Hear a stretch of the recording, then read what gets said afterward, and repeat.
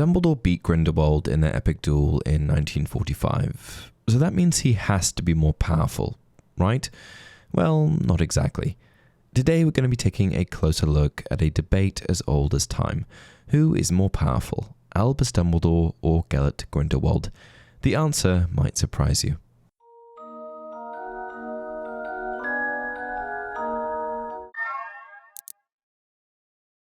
Hey everyone, welcome to another installment of Harry Potter Theory. Whenever people discuss the greatest wizards in history, the same few names always come up. Voldemort is usually part of the conversation, Merlin is sometimes mentioned, and Dumbledore and Grindelwald are almost always near the top. But the reason this matchup is so interesting is because unlike many other hypothetical comparisons, these two men actually knew each other, learned from one another, and eventually fought one another in what is widely considered to be the greatest duel the wizarding world had ever seen. So this is not just a question of comparing reputations. We are dealing with two figures whose lives directly intersected. Like I mentioned before, at first glance, many people will immediately say Dumbledore, and there is an obvious reason for that. In 1945, Dumbledore defeated Grindelwald in what is supposed to have been one of the most epic duels of all time. They say still that no wizarding duel ever matched that between Dumbledore and Grindelwald in 1945. Those who witnessed it have written of the terror and the awe they felt as they watched these two extraordinary wizards do battle. Dumbledore's triumph and its consequences for the wizarding world are considered a turning point in magical history. If one wizard beats another wizard in a direct duel, then it seems logical to conclude that he was the more powerful of the two. But as with most things in Harry Potter, the deeper you look, the less simple it becomes. Harry wasn't more powerful than Voldemort, not even close. Harry was a slightly above average wizard at best, and Voldemort's unquestionably in the conversation as one of the top 3 wizards of all time, but Harry still won. And before we continue, I just want to mention that only 30% of you are subscribed, so if you enjoy the content, please like the video and subscribe to the channel. Grindelwald was not an ordinary dark wizard who lost to a better opponent. He was a once-in-a-generation magical prodigy, an ideological revolutionary, and most importantly, he became such a threat that the entire wizarding world looked to Dumbledore as the one man capable of stopping him. In order to tackle this question properly, I'm going to be breaking down a few things. We'll look at their natural ability, what made each of them dangerous, the implications of owning the Elder Wand, the famous duel in 1945, and whether more powerful should mean stronger in combat, more knowledgeable, or simply more capable overall. One of the reasons this debate is difficult is because both men were exceptional from a very young age.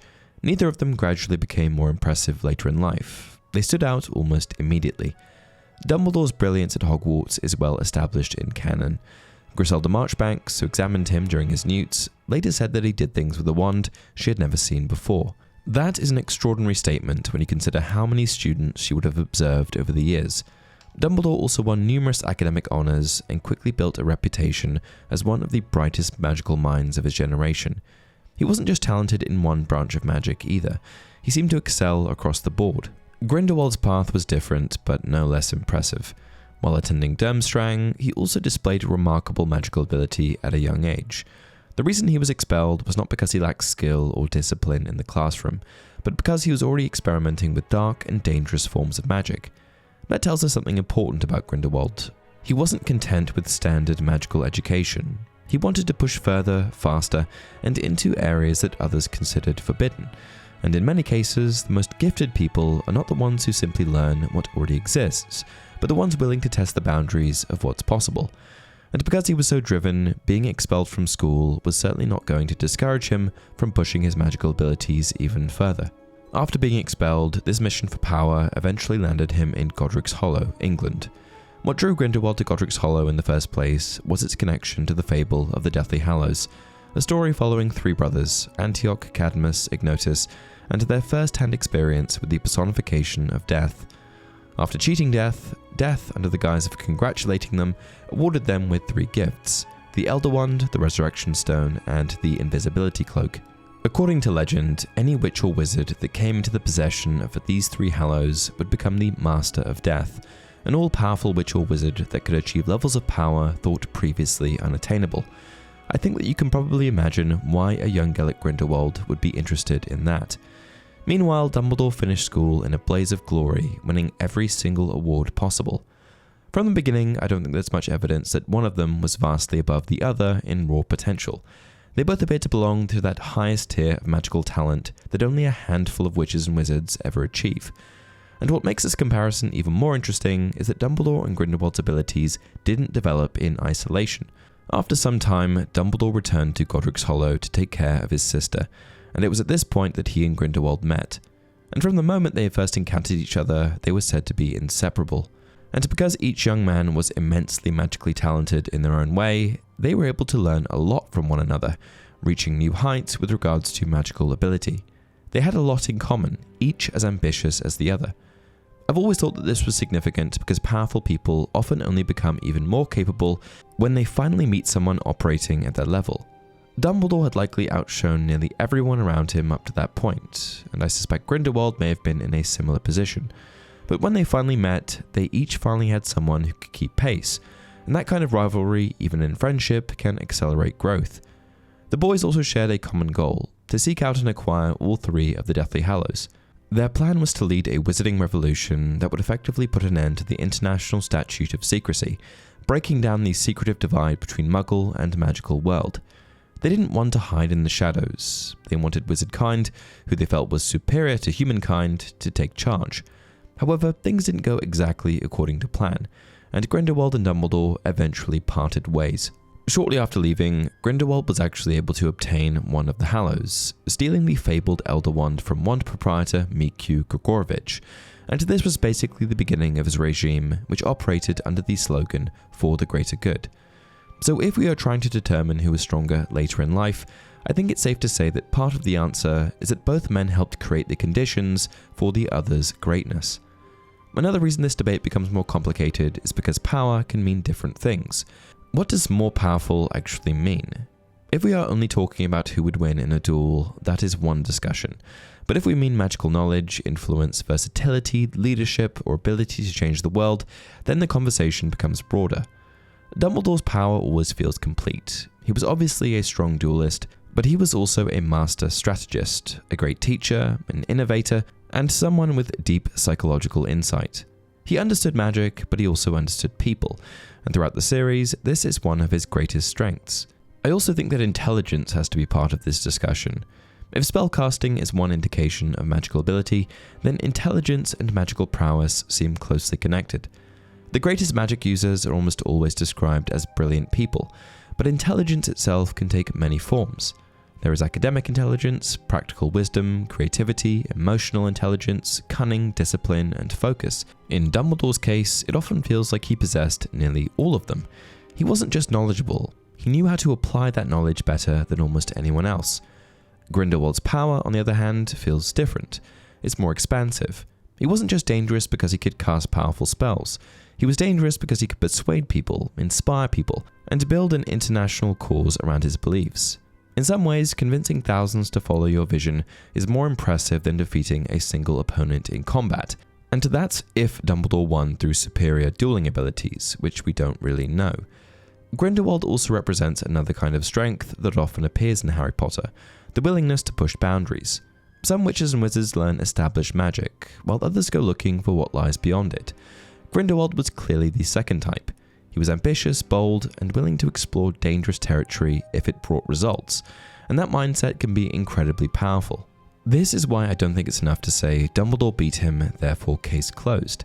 It's possible that Dumbledore could cast a few offensive spells that simply gave him the edge, but Grindelwald possessed forms of power that shouldn't be dismissed just because they look different. Next, I want to address the elephant in the room and perhaps the biggest component of the entire discussion, the Elder Wand. Grindelwald possessed, and more importantly, seemed to be the rightful owner of the most famous wand in history, and that complicates things a bit. If we see Grindelwald perform extraordinary magic with a wand known for amplifying magical power, then how much credit belongs to Grindelwald himself, and how much belongs to the wand? I think the answer here sort of depends on how literally you interpret the legends surrounding the Deathly Hallows. Many people speak about the Elder Wand as though it makes its owner unbeatable, but canon gives us plenty of reasons to be cautious with that interpretation. Dumbledore himself points out that many supposed masters of the wand were defeated. In the same way that the Resurrection Stone doesn't truly restore life, and the cloak doesn't make its wearer immune to every possible detection method, the Elder Wand may be best understood as an exceptional magical object rather than a guaranteed victory button. And if that's true, then Grindelwald still deserves enormous credit for what he accomplished with it. A powerful wand in the hands of an average wizard wouldn't create a global threat, but at the same time, the wand probably strongly enhanced what was already there. I think it really depends on how literally you take the tale of the three brothers. Personally, I think it's just a better wand than average, nothing more, nothing less, and not necessarily a surefire way of achieving magical excellency. On page 106 of the Tales of Beetle the Bard, we even see Dumbledore's own analysis of the tale of the three brothers, where Dumbledore, who is presumably an expert on the subject, states the following: "What must strike any intelligent witch or wizard on studying the so-called history of the Elder Wand is that every man who claims to have owned it has insisted that it is unbeatable, when the known facts of its passage through many owners' hands demonstrate that has it not only been beaten hundreds of times, but that it also attracts trouble as Grumble the grubby goat attracted flies. If anyone is an expert on the true nature of the wand, then it's Dumbledore. And if the wand wasn't as powerful as legend stated, then it makes sense that Dumbledore would have been able to overpower a potentially overconfident Grindelwald. But if Dumbledore defeated a wizard of Grindelwald's caliber while he possessed the version of the Elder Wand we're fed in the story, then that becomes one of the strongest arguments in Dumbledore's favour.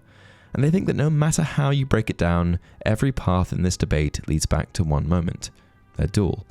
In 1945, Dumbledore defeated Grindelwald in a duel described as being of legendary proportions. Even decades later, it's spoken about as the greatest wizarding duel ever witnessed. But what's worth mentioning here is that we don't know every detail of the duel. In fact, we know very, very little. And most importantly, we aren't given any kind of a play-by-play in the books. And this uncertainty is exactly what makes this debate interesting, because even though Dumbledore won, it's up to us to try and explain how he won. One possibility is that Grindelwald, despite possessing the Elder Wand, was never truly its master in the first place. If we look at how he acquired it, he didn't win it in some glorious duel. He stole it from Miku Grigorovich in the night. Grigorovich burst into the room at the end of the passage, and there on the window ledge sat perched, like a giant bird, a young man with golden hair. The intruder shot a stunning spell from his wand and jumped neatly backward out the window with a crow of laughter. So the argument here is that Grindelwald physically possessed the wand, but never fully won its allegiance. If that were true, then the wand may never have been giving him everything it had to give. It would also cast his later words to Voldemort in a very different light when he says, "I never had it." In other words, perhaps he meant he never truly owned it. Another possibility is that the duel itself was more emotionally complicated than a normal battle. Love plays a major role throughout Harry Potter. It saves Harry as a baby, repeatedly protects people throughout the story, and is treated as a form of ancient magic that powerful dark wizards fail to understand. So it's not impossible that love played some role here as well. We know Dumbledore cared deeply for Grindelwald in their youth, and I think there's a reasonable argument that neither man truly wanted to kill the other. They had become symbols on opposite sides of a global conflict, and the duel may have been unavoidable. But that doesn't mean it was emotionally simple. In fact, Dumbledore avoided confronting Grindelwald for as long as he could, for the sole reason that it was emotionally complicated for him.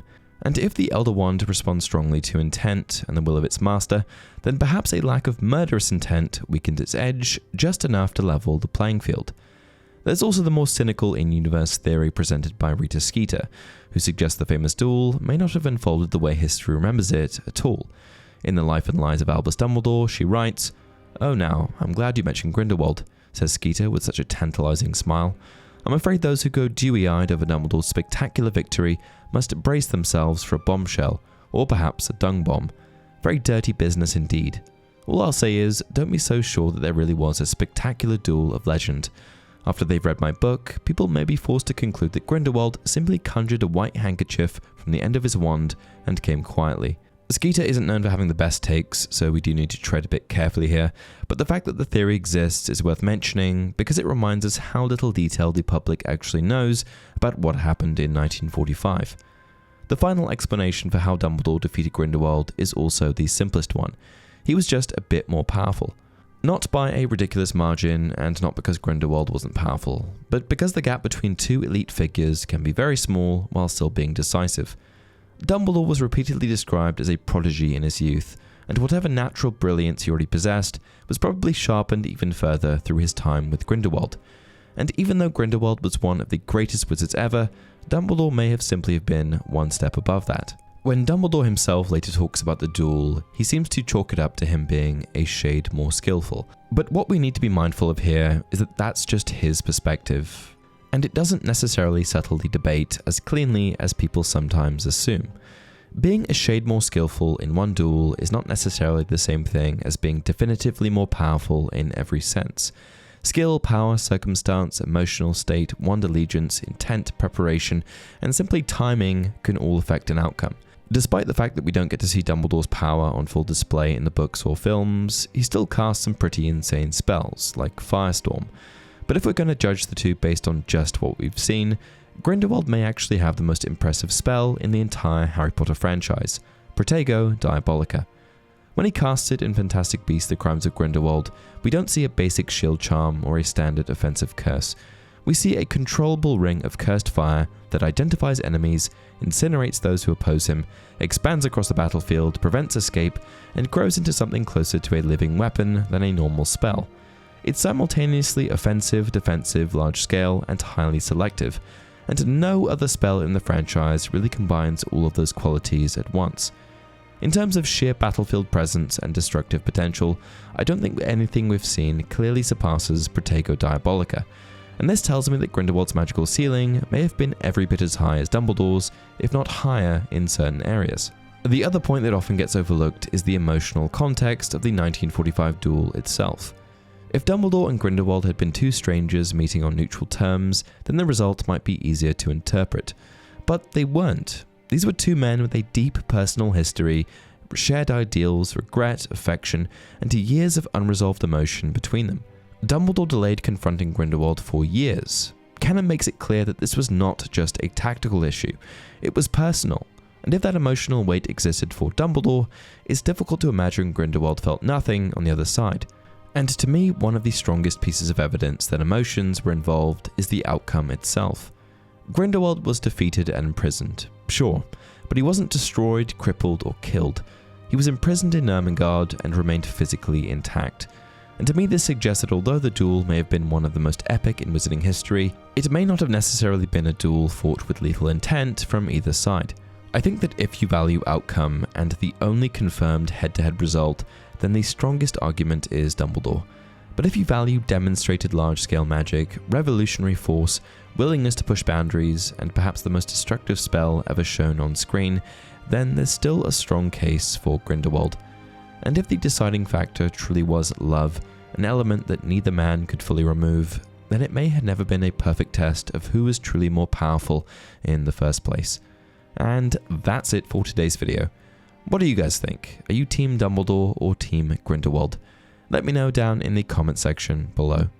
Until next time, remember, it does not do to dwell on dreams and forget to live